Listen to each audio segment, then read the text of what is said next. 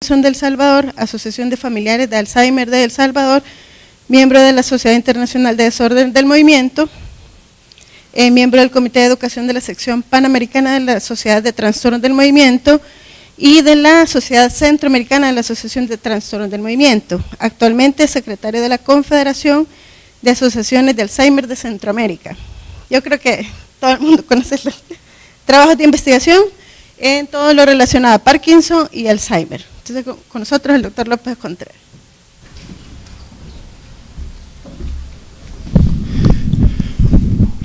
Muchísimas gracias.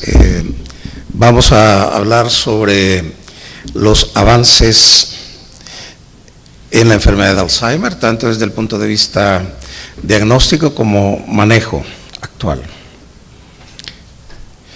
Empezaremos primero por los avances en el conocimiento de la epidemiología. Sabemos que la enfermedad de Alzheimer, la demencia, se ha convertido en una verdadera epidemia a nivel mundial que afecta prácticamente a todas las partes del mundo. Actualmente hay alrededor de 50 millones de personas adoleciendo algún grado de demencia y en 30 años esto se habrá triplicado. Usualmente cada 20 años se duplica la cantidad de personas con demencia en todos lados del mundo y al momento hay 10 millones de casos nuevos por año en todo el mundo. Cada 3 segundos un nuevo caso de demencia es diagnosticado en algún lugar de nuestro planeta. Y esto es un serio problema no solo para las personas que adolecen la enfermedad, sino que también para la familia. Es decir, que por cada persona con demencia hay al menos un cuidador y varios familiares afectados, porque en realidad no solo afecta al cuidador, sino a toda la familia y afecta también a la comunidad y a toda la sociedad. Se estima que para el 2050 el 68% de todos los casos de demencia van a estar viviendo en países en desarrollo como el nuestro, el 68%. Los costos directos e indirectos de la enfermedad son altísimos. Si la enfermedad de Alzheimer fuera un país, una economía, ocupara en la posición número 18. En una estimación estadística entre el año 2015 y 2050, se estima que la demencia crecerá más o menos en todo el mundo alrededor del 235%, pero en la región centroamericana crecerá en un 435%, convirtiéndose Centroamérica en la región del mundo que más se verá afectada con casos. Tanto así que se estima habrá alrededor de 6 millones de personas adoleciendo algún grado de demencia en el área centroamericana. Actualmente se estima que en el país hay 56,000 personas adoleciendo algún grado de demencia y este es el reto que tenemos de identificarlos. Usualmente en nuestra consulta diaria, en nuestra vida diaria, vemos todos los días personas con demencia, pero no las identificamos, no las diagnosticamos. Esa es la invitación que hacemos este día, a crear conciencia, a sensibilizarnos, a identificar los síntomas y signos más tempranos de la enfermedad para descubrirlos y que estas personas y sus familiares tengan un acceso a un manejo integral de forma temprana y continua durante toda la evolución de la enfermedad. Esta cantidad de personas con demencia en El Salvador se estima que se va a duplicar para el 2030, se estiman unas 76,000 personas en el 2030 y que llegará alrededor de 135,000 personas con demencia en el mundo. Sucede al igual que en el resto de países. Ante este grave problema, la OMS ya en el 2012 declara la demencia como una prioridad de salud pública y pide a todos los gobiernos del mundo, miembros de OMS, a declarar la demencia como una prioridad de salud pública. Esperamos que en nuestro país esto se haga pronto. Estos son de los avances que se ha hecho en salud pública, ya que en el 2017 se aprueba por primera vez un plan de acción mundial sobre la respuesta de salud pública a la demencia, 2017-2025, y que tiene estas 7 esferas de actuación, declarar la demencia como una prioridad, a hacer cambios en el sistema de salud para favorecer un diagnóstico temprano y un manejo integral del paciente con demencia, su familia y los cuidadores, favorecer la investigación y la documentación de los datos. Hay un observatorio mundial de la demencia que se está extendiendo en diferentes países del mundo. La demencia y los trastornos cognitivos no deben de ser considerados normales para la edad. Siempre son parte del envejecimiento patológico y es parte de los conceptos erróneos que debemos de cambiar. Debe erradicarse para siempre el término demencia senil, ya que decir demencia senil es como decir fiebre, es como no decir nada, ya que demencia es un síndrome que contiene una serie de otras enfermedades, hasta 70 causas dentro de las neurodegenerativas, las más frecuentes que encontramos ahí. Por lo tanto, a partir de este momento les ruego nunca más decir demencia senil, que además de no decir nada es un término peyorativo. Las patologías asociadas a la enfermedad de Alzheimer, aunque sabemos que el 60% de las personas mayores de 60 años es donde inicia los primeros síntomas clínicos de la enfermedad. Sin embargo, alrededor de los 30 años empieza la neurodegeneración de manera silente, es decir, que aunque los primeros síntomas aparecen en el adulto mayor 60 años o más, al menos 20 años o más, ha empezado la neurodegeneración. Y es así como se ha documentado el aparecimiento de beta-amiloide, legoproteínas tau, un problema de atrofia cerebral y finalmente que viene los trastornos clínicos con alteraciones de la cognición. Por lo tanto, han cambiado los criterios clínicos, ahora hay manera de cómo identificar la enfermedad de Alzheimer de manera preclínica, es decir, cuando todavía el paciente no tiene ningún síntoma, y esto es importante desde el punto de vista terapéutico futuro, que pretende o evitar el desarrollo de la enfermedad o disminuir la progresión de la enfermedad.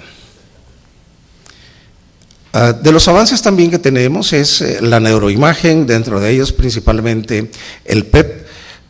Ya podemos marcar estos depósitos de amiloide y de proteína tau en vivo en las personas, aún en aquellas personas que tienen, por ejemplo, una enfermedad de Alzheimer familiar, que todavía no tienen síntomas, pero que ya tienen una identificación precisa de cuál es su alteración genética familiar que tienen, y se puede determinar a través de marcadores biológicos y del PET cerebral si una persona es portadora de la enfermedad de Alzheimer, aún siendo asintomática. Esto es importante desde el punto de vista futuro, tratamiento en el que se pretende tratar de evitar el desarrollo de la enfermedad o disminuir la tasa de progresión de la enfermedad o detenerla. Todo eso todavía no lo hemos logrado. Entonces, desde esa perspectiva, veremos que hay al momento nada más un tratamiento sintomático, que son las 3 inhibidores de la acetilcolinesterasa con las que contamos. Sin embargo, se están analizando nuevas dianas farmacológicas terapéuticas que se buscan. Dentro de ellas, incluso la inmunoterapia pasiva y activa, y tratando de ir bloqueando cada uno de los pasos del proceso fisiopatológico ya conocido en la enfermedad de Alzheimer. Hay infinidad de fármacos que se han ensayado y que se siguen ensayando. Últimamente lo que está en boga es la utilización de anticuerpos monoclonales, que se empezó en pacientes con demencia moderada, luego demencia leve, sin ningún resultado. Actualmente se están haciendo estudios en demencia presintomática y haciendo también en pacientes en fase preclínica. Estamos a la espera de ver los resultados de estos nuevos fármacos. Sin embargo, también hay desarrollo de nuevos medicamentos en fase 2 y 3 que esperamos que no solo van dirigidos a disminuir o a limpiar la carga de beta amiloides, sino también la proteína tau y también la disminución de la producción de la proteína tau a través de las enzimas beta y alfa secretasa, que son las que van a producir el aumento de beta amiloide. Se están evaluando algunos de estos medicamentos que serán utilizados de forma muy temprana, muy precoz, aún en fase presintomática, con la idea de inhibir el aparecimiento de síntomas o de prolongar que el paciente esté lo más establemente posible de su deterioro cognitivo en la evolución de la enfermedad. Quizás como las alternativas farmacológicas al momento no han sido alentadoras desde el punto de vista que no modifican la evolución de la enfermedad, una buena noticia y uno de los avances terapéuticos más importantes es el manejo de los factores de riesgo para desarrollar demencia, que además son comunes para el resto de enfermedades crónicas no transmisibles. Y con el manejo apropiado de los factores de riesgo cardiovascular, ya se ha determinado que se puede reducir el riesgo de padecer demencia hasta en un 30% de los casos, y esa es una de las metas que se está planteando la Organización Mundial de la Salud y la Alzheimer's Disease International, que de este año al 2050 tengamos el 30% de personas menos que se esperan desarrollen demencia. La obesidad, la resistencia a la insulina, la hipertensión arterial, la dislipidemia, el mismo envejecimiento, la inflamación, la carga genética, todo es todas las causas multifactoriales que pueden llevar a la neurodegeneración, a la apoptosis y a los trastornos cognitivos en estos pacientes. A principios de la década, el estudio Finger, un estudio muy importante en el que se hizo un seguimiento de pacientes tratando de manera multimodal varios factores de riesgo para ver si eran capaces de disminuir el deterioro cognitivo, y esto ha dado resultados positivos. Al momento, en el año 2018 y en lo que va del 2019, hay muchos trabajos de investigación en los que hablan de un adecuado control de los factores de riesgo que pueden prevenir el deterioro cognitivo. Y estos son algunos mecanismos fisiopatológicos que explican por qué estos trastornos metabólicos pueden llevarnos a neurodegeneración, a resistencia a la insulina, y pueden estar presentes en diversas enfermedades crónicas no transmisibles. Los mediadores químicos de la inflamación que se producen en el metabolismo anormal de los lípidos, por ejemplo, en personas obesas, puede llevar a crear mediadores químicos que pueden producir un aumento de resistencia a la insulina y provocar una disfunción a nivel de las membranas de las neuronas y producir disminución, alteración de la neuroplasticidad y pérdida de dendritas y de la capacidad de producir nuevas conexiones entre unas células y otras, que es parte de la fisiopatología que observamos en las personas con enfermedad de Alzheimer. Aquí vemos en este esquema cómo normalmente funciona la insulina en una terminal nerviosa y que nos va a ayudar a una adecuada expresión de los genes, un adecuado metabolismo de la insulina, favorece la neuroplasticidad y la formación de nuevas sinapsis cuando aprendemos cosas nuevas, y a tener una memoria sana. Y en este caso, en los pacientes con enfermedad de Alzheimer, vemos cómo hay una alteración de la expresión de estos elementos en la membrana neuronal que nos va a llevar a una disfunción tanto de la señalización de la insulina como de la expresión de los genes, llevando a una disfunción sináptica y a un deterioro de la memoria. Finalmente, una disfunción neuronal y apoptosis cerebral.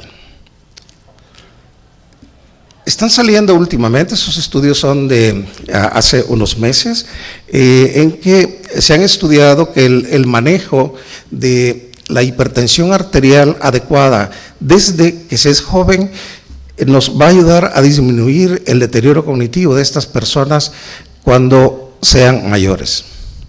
También se ha estudiado si la medicación antihipertensiva es capaz de disminuir el deterioro cognitivo, pero en este caso no. Lo importante es un control apropiado de la presión arterial aún en personas jóvenes, y debe de hacerse desde las personas jóvenes. También un control adecuado de la presión arterial y de la diabetes ha mostrado una disminución de la enfermedad vascular que puede asociarse como enfermedad de pequeño vaso, que nos lleva a otro tipo de demencia, la de demencia tipo vascular, y que puede coexistir junto con la enfermedad de Alzheimer. ¿Por qué la obesidad es un factor de riesgo para la demencia? Porque, como vimos anteriormente, produce una alteración metabólica que lleva a una alteración en el metabolismo de la insulina y finalmente provocando disfunción cerebral y promoviendo la producción y deposición de beta-amiloide de manera anómala. También se ha visto que las personas que no hacen ejercicio y que son obesas tienen mayor tasa de pérdida cerebral que los controles normales que no tienen sobrepeso o que no tienen obesidad. Los factores dietéticos también se ha demostrado ya que son importantes y que son capaces de disminuir o de prevenir el deterioro cognitivo en las personas. La actividad física también es importante. Se ha visto que las personas que hacen actividad física tienen una mejor memoria y también conservan de manera más apropiada su volumen cerebral, y hay una tendencia a aumentar el volumen hipocampal.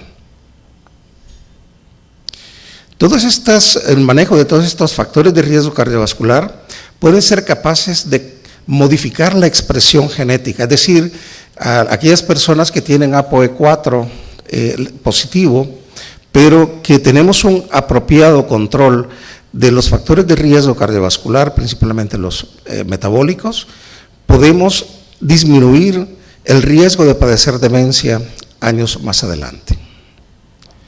Otro de los grandes avances que se ha tenido, que esta es una buena noticia que recibimos la semana pasada, el 14 de mayo, en que la OMS publica por primera vez una guía de reducción de riesgos basado en evidencia.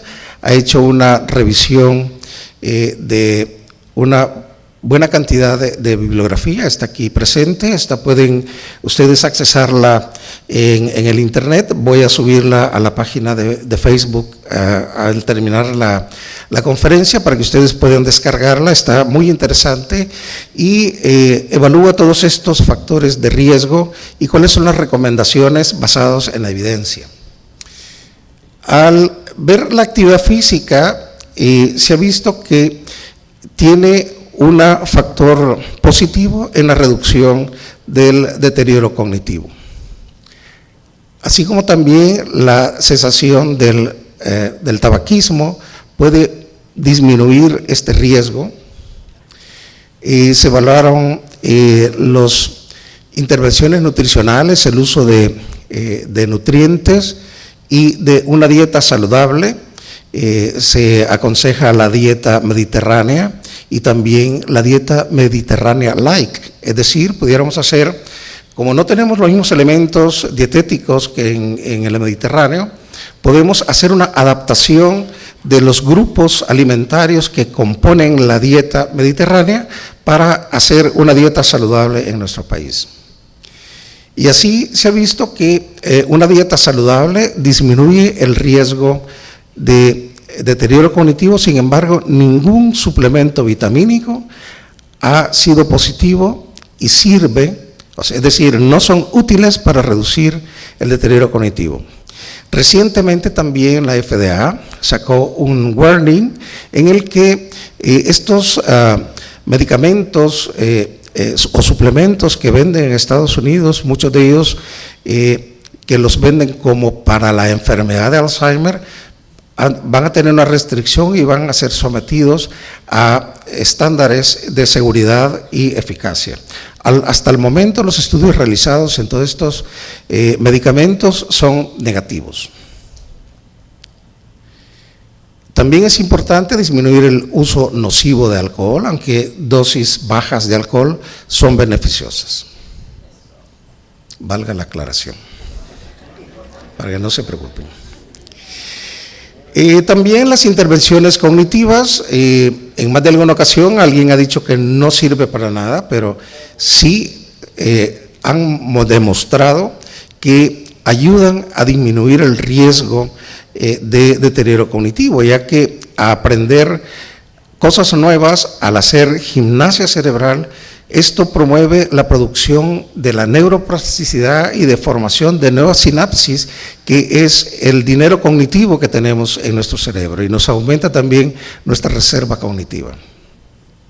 La actividad social también es importante mantenerla, aunque no mostró una asociación directa en cuanto a la disminución del deterioro cognitivo.